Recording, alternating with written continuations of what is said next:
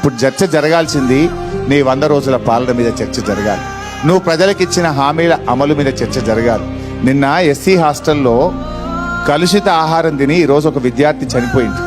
ఎన్ని సంఘటనలు జరిగిన ఈ 4 నెలల్లో భువనగిరిలో, నల్లగొండలో, మహబూబ్ నగర్లో ఎస్సీ ఎస్టీ హాస్టల్స్లో సరి అయిన ఆహారం దొరకక పిల్లలు మరి విష ఆహారం తిని చనిపోతా ఉన్నారు. మొన్న భువనగిరిలో 2 ఆడపిల్లలు ఆత్మహత్య చేసుకున్నారు. ఎస్సీ దళిత మహిళ విద్యార్థినులు ఆత్మహత్య చేసుకున్నారు. ఈ ప్రభుత్వం రేవంత్ రెడ్డి గారు ఆ రోజు ప్రతిపక్షంలో ఉన్నప్పుడు చీటికి మాటికి పోతుండే కదా, మరి ఇలా ముఖ్యమంత్రిగా నీకు టైం దొరకలేదా? దళిత ఆడపిల్లలు ఆత్మహత్య చేసుకుంటే ఎందుకో పోయి పరామర్శించవు?